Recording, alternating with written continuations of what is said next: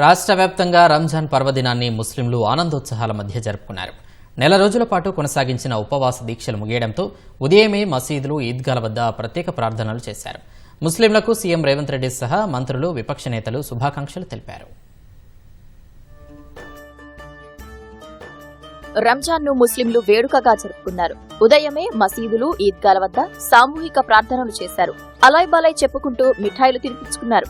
పండుగ లౌకికవాదానికి, మత సామరస్యానికి ప్రతీకగా నిలుస్తుందని ముఖ్యమంత్రి అన్నారు. గంగా జమున తెహసీబ్నకు తెలంగాణ నిలయమని మాజీ సీఎం కేసీఆర్ పేర్కొన్నారు. 10 ఏళ్ల ప్రగతిలో మైనారిటీలను ప్రధాన భాగస్వాములను చేశామని వెల్లడించారు.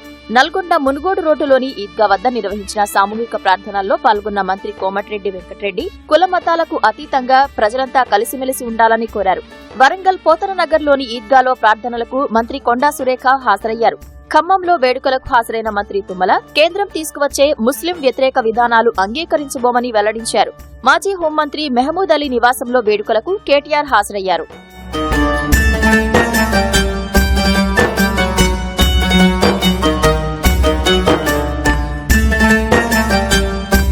హైదరాబాద్లోని చార్మినార్, మక్కా మసీద్, మీర్ ఆలం ఈద్గా వంటి ప్రసిద్ధ ప్రార్థనా కేంద్రాల వద్ద వేలాదిగా చేరి అల్లాను స్మరించుకున్నారు. రాంగోపాల్పేటలోని జామియా మసీదులో వేడుకలకు ఎమ్మెల్యే తలసాని శ్రీనివాస్ యాదవ్ పాల్గొన్నారు. నాచారం, ఎర్రకుంట మసీద్ వద్ద ముస్లింలకు కాంగ్రెస్ నాయకులు మజ్జిగ, మంచినీళ్ల సీసాలు పంపిణీ చేశారు. సైదాబాద్ లో ప్రార్థనల వేళ వక్ఫ్ బిల్లుకు కేంద్రం సవరణలు చేపట్టడాన్ని నిరసిస్తూ ప్లకార్డులు ప్రదర్శించారు. ముషీరాబాద్, మదనపేట తదితర నియోజకవర్గాల ఎమ్మెల్యేలు ప్రత్యేక ప్రార్థనల్లో పాల్గొన్నారు. హైదరాబాద్ లో ఎలాంటి ఘటనలు జరగకుండా రంజాన్ ముగిసిందని సిపిసివి ఆనంద్ తెలిపారు. ముస్లింల షాపింగ్ కోసం రాత్రివేళ ప్రత్యేక ఏర్పాట్లు చేసినట్లు వివరించారు.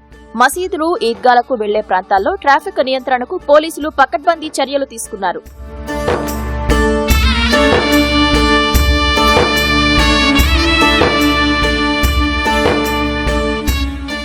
జిల్లాల్లోనూ రంజాన్ వేడుకలు అంబరాన్నంటాయి.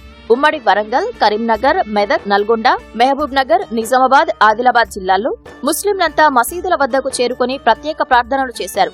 ఎక్కడికక్కడ ప్రార్థనల్లో స్థానిక ప్రజాప్రతినిధులు పాల్గొని ముస్లింలకు శుభాకాంక్షలు తెలిపారు.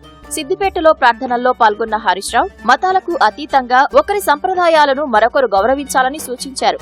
మహబూబ్ నగర్ లో ఎమ్మెల్యే ఎన్ఎం శ్రీనివాస్, మాజీ మంత్రి శ్రీనివాస్ గౌడ్ సహా పలువురు పరస్పర ఆలింగనాలతో ముస్లింలకు శుభాకాంక్షలు చెప్పారు. కరీంనగర్ జిల్లా రేకొండలో వక్ఫ్ చట్టానికి సవరణలను నిరసిస్తూ నల్ల బ్యాడ్జీలు ధరించి ప్రార్థనలు జరిపారు.